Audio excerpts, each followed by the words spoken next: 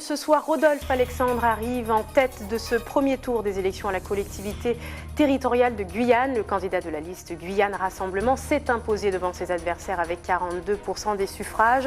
Arrivé premier dans la plupart des communes du département, il est suivi par Alain Tiagnon qui obtient 30%.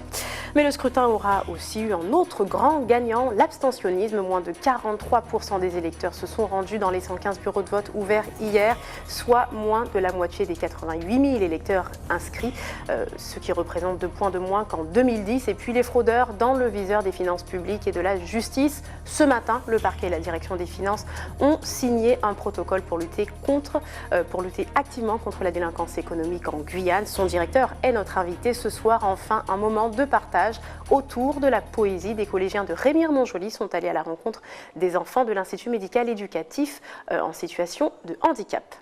Mesdames, Messieurs, bonsoir, bienvenue dans votre journal de ce lundi 7 décembre, le lendemain du premier tour d'un scrutin historique pour notre département. Et le vainqueur de cette étape, vous le savez, est Rodolphe Alexandre, le président du conseil régional, se tient devant Alain Tiagnon avec 42% de votes en sa faveur et une victoire dans la quasi-totalité des communes, 18 sur 22. Son adversaire Alain Tiagnon, lui, obtient 30% des suffrages.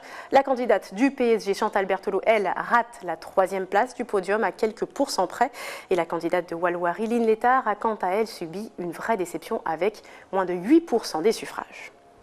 Et après 6 heures de dépouillement dans les communes, hier, le résultat final a tardé à être donné par la préfecture. En cause, une erreur de comptage au bureau de Saint-Laurent-du-Maroni. Une voix de trop aurait été trouvée dans les dépouillements. Il a donc fallu recompter chaque bulletin de vote un à un contretemps qui n'a pas remis en cause la victoire de Rodolphe Alexandre lors de ce premier tour du scrutin. Hier soir, nous vous avons fait vivre les élections en direct sur ATV lors de notre grande soirée électorale. Présente dans plusieurs QG de campagne, nos équipes ont capté l'attente des militants et des candidats lancés dans la course à la CTG. Entre déception et frémissement, à l'approche des résultats, Stéphane Govindin et Xavier Paul Lepelletier nous montrent ça. Les résultats tombent un à un. Et dans les différents QG, les candidats s'impatientent et pour certains, cela ressemble à une déconvenue. Avec un score de 7,1%, le constat reste un peu plus amer pour Walloirie. Lynn Létard tient quant à elle à rester vigilante sur les actions des futurs dirigeants de la CTG. Les résultats ne sont pas à hauteur de ce que nous sommes capables et surtout à hauteur de ce qu'il faudrait en termes de présence politique pour relever les enjeux que sont ceux de la Guyane aujourd'hui, la population, le chômage chez les jeunes, la déscolarisation précoce, l'absence de formation, cette économie de comptoir dans laquelle nous végétons toujours. Bien ma foi, nous sommes des combattants à Walloirie et nous allons prouver lors des échéances futures que nous serons là et que nous allons mener combat. Et les combats, on finit par les gagner si on est tenace et c'est notre cas. Dans le camp de Fabien Canavi, l'heure est à l'analyse et à la concertation.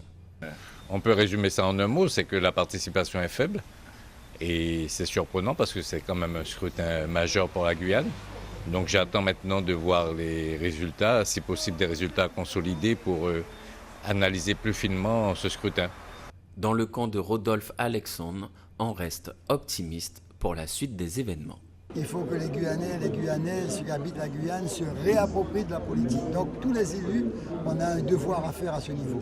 Pour ma part, je reste modeste, attentif, même un peu stressé.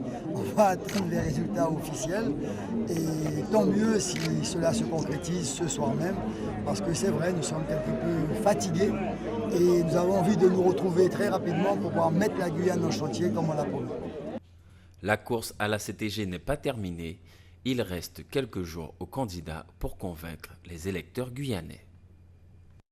Et je vous le disais en titre, un des grands gagnants de ce premier scrutin pour la CTG aura aussi été l'abstentionnisme. Seuls 42,6% des électeurs inscrits se sont déplacés jusqu'à l'isoloir, soit près de 2 points de moins qu'il y a 5 ans. Et ce, malgré les 20 000 inscrits supplémentaires sur les listes électorales. On voit ça avec Mia Pierre.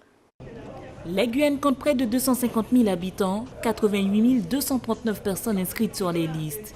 Pourtant hier, ils ne se sont pas bousculés pour aller voter pour élire leurs conseillers territoriaux. 42,59% des électeurs se sont déplacés jusqu'aux urnes. Le fait que ce soit les mêmes personnes qui se représentent ou qui savent déjà qui est-ce qui sera sûrement élu, donc ça ne nous donne pas envie d'aller voter.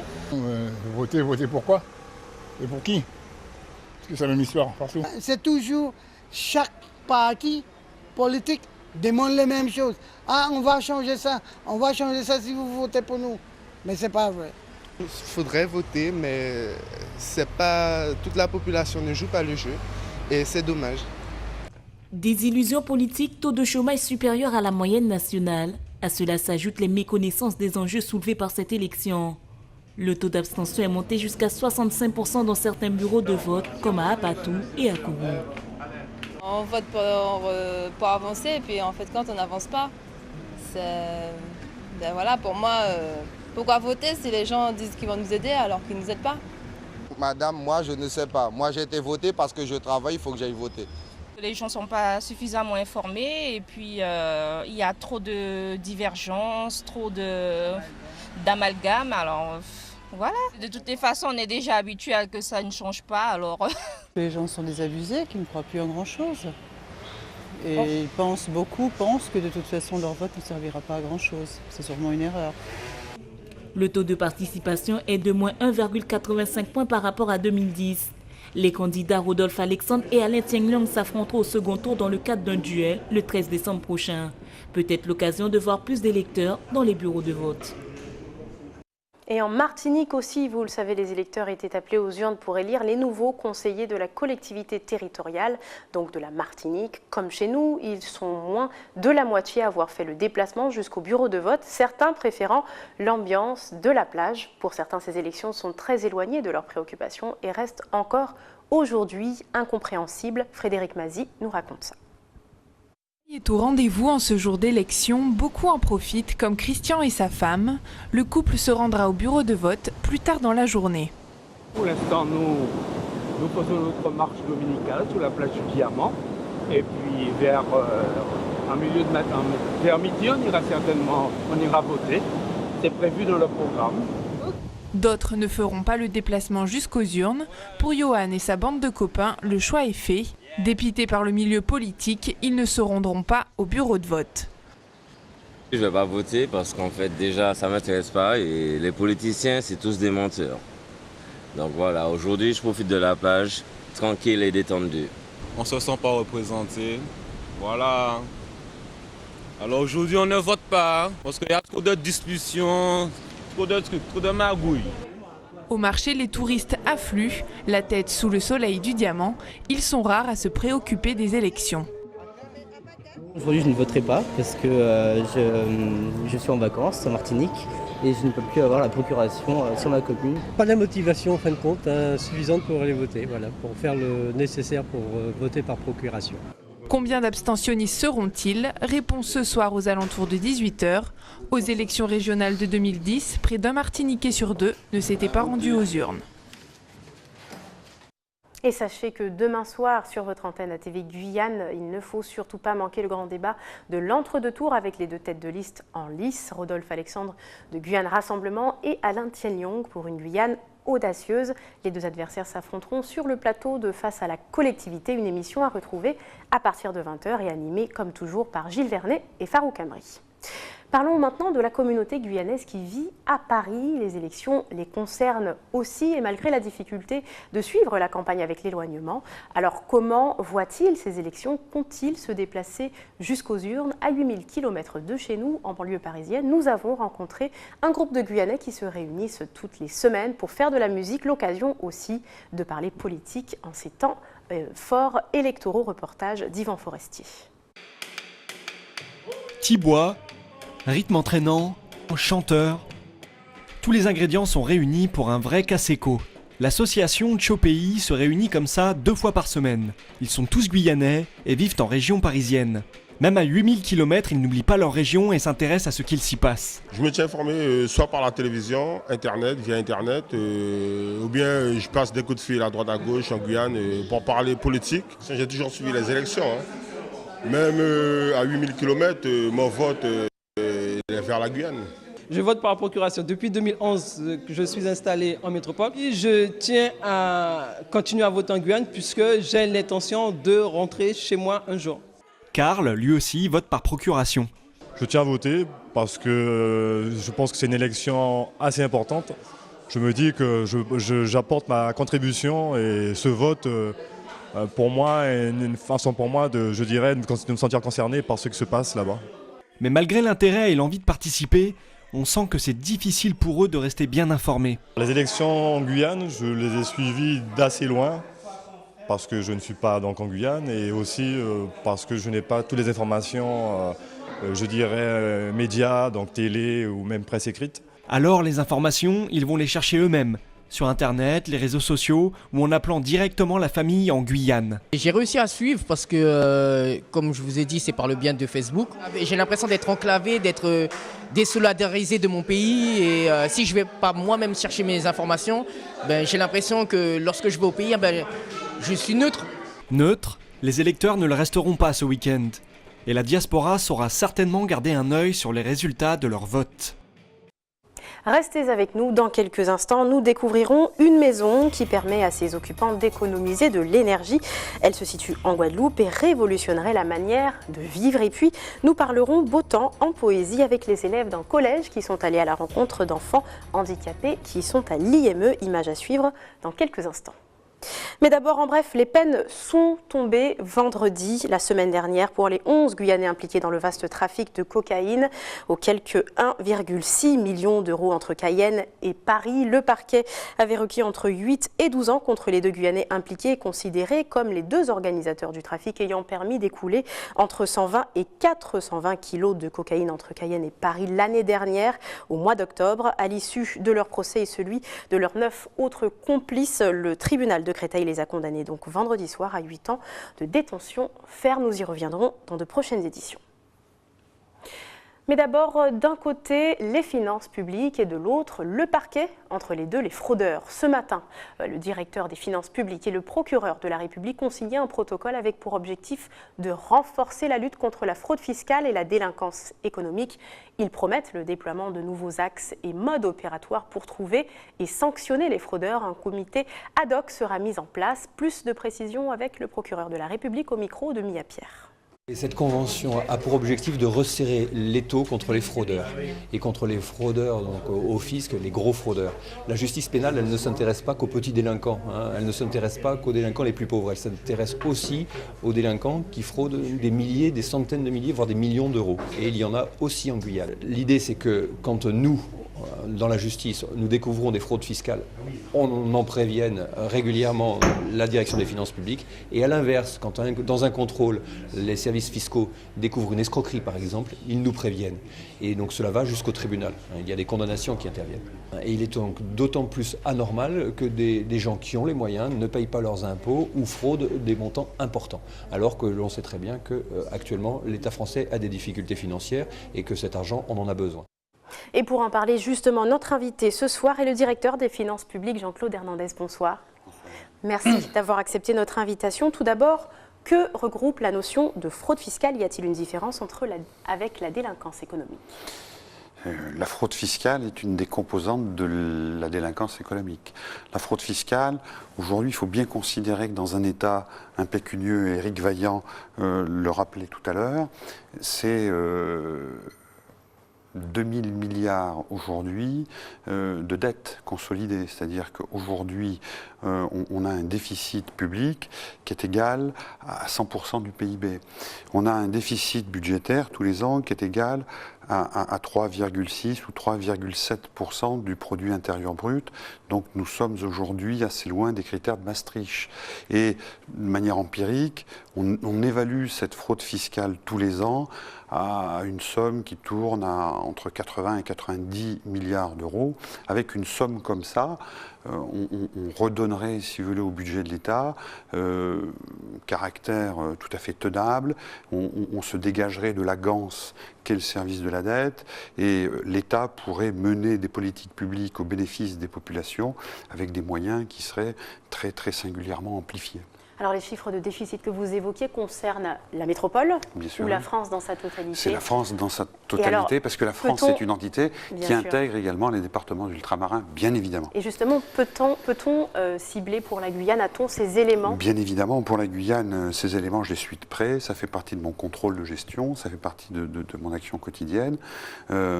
Aujourd'hui, en Guyane, nous mettons en œuvre 44 opérations de contrôle fiscal externe, 44 vérifications.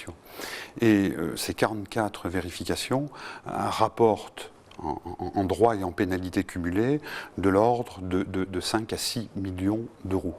Sur ces 5 à 6 millions d'euros, nous arrivons à assurer tous les ans, grosso modo, à peu près 45 à 50%. C'est donc, je dirais, de l'ordre de 3 à 4 milliards que notre action en matière de contrôle fiscal contribue à régénérer, à réinjecter dans le budget. Outre ces vérifications de comptabilité qui sont des contrôles qui se font sur place, nous mettons en œuvre plusieurs centaines de contrôles qu'on appelle des contrôles de cabinet, qui se font depuis dans les bureaux d'administration et lesquels rapportent globalement à peu près 15 millions d'euros par an à la collectivité, qui sont recouvrés dans des proportions sensiblement supérieures à celles que j'évoquais tout à l'heure. Donc une action intéressante et qui, outre son aspect rendement financier, a un caractère dissuasif et stabilise le système déclaratif.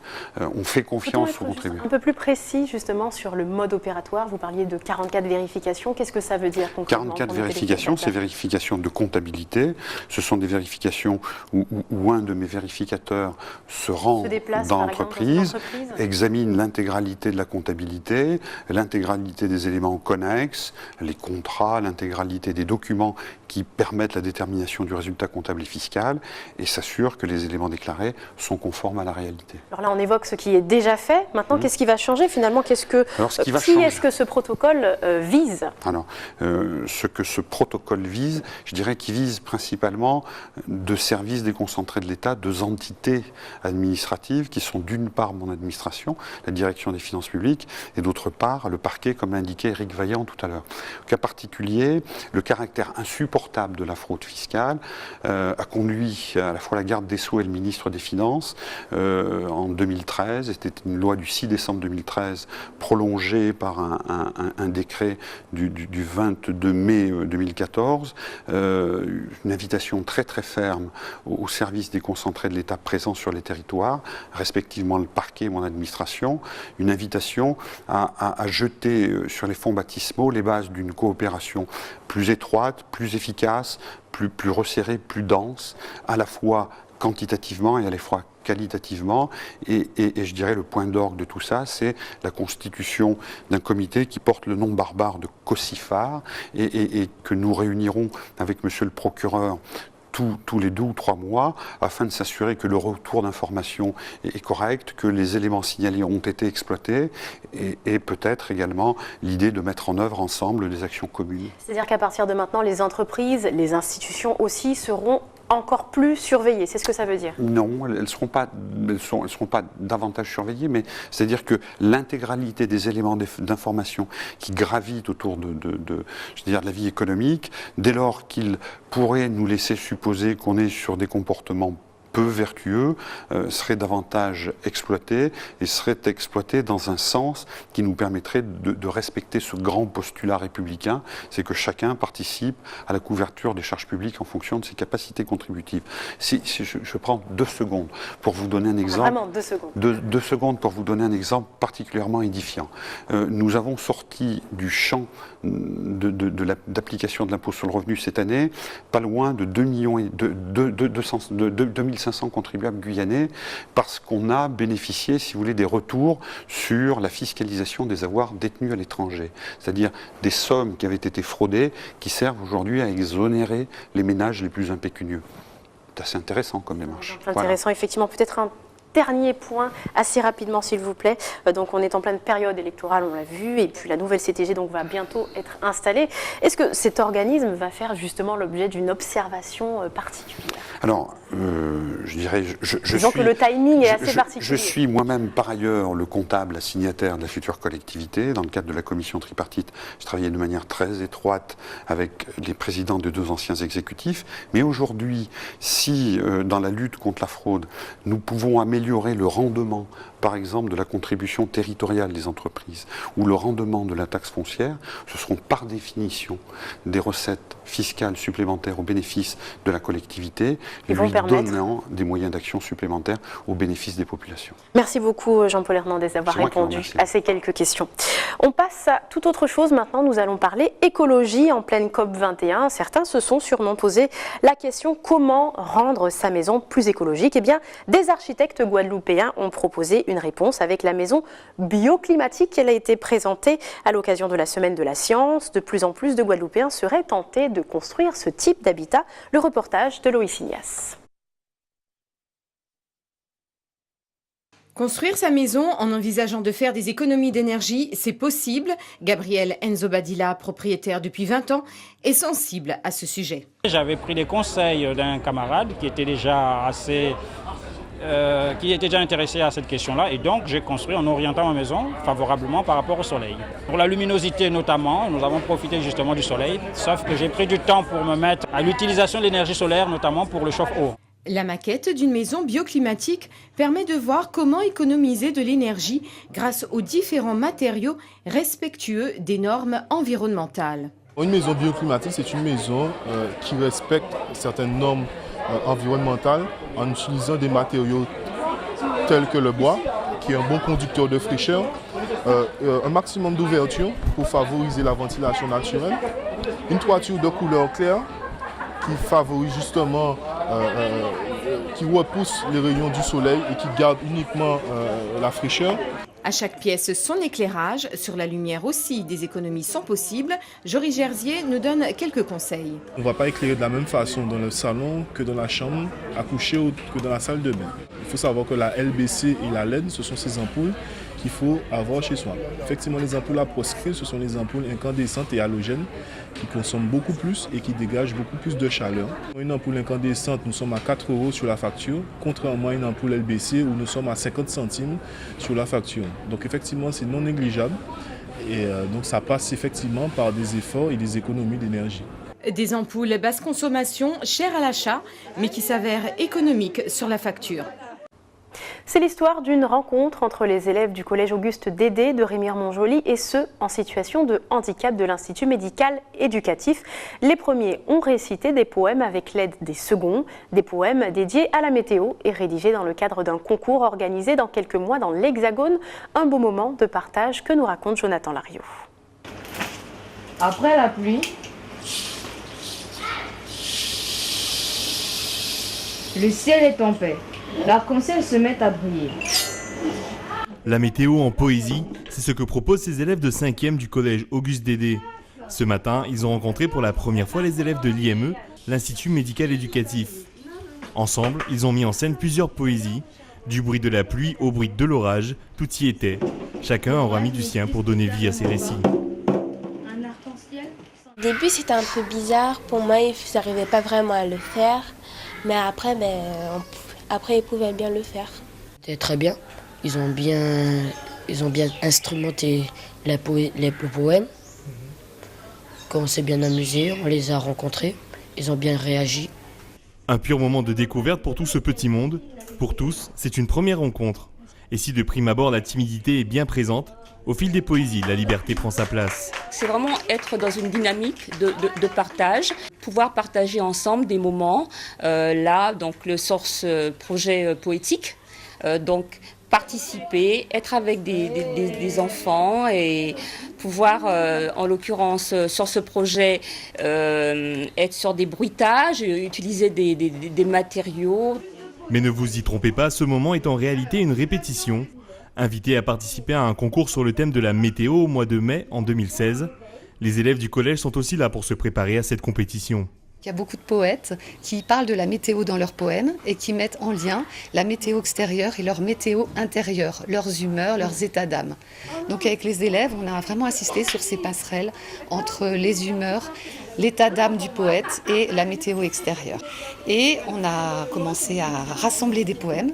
Et puis, on a voulu que les élèves du collège Auguste Dédé connaissent les élèves de l'IME et fassent quelque chose ensemble, donc mettent en scène ces poèmes en créant un fond sonore. Dans les prochaines semaines, ce sera au tour du collège Auguste Dédé d'accueillir des élèves de l'IME, une possibilité qui réjouit déjà tout le monde. Ainsi s'achève votre journal local. Je vous retrouve tout de suite pour l'information nationale et internationale.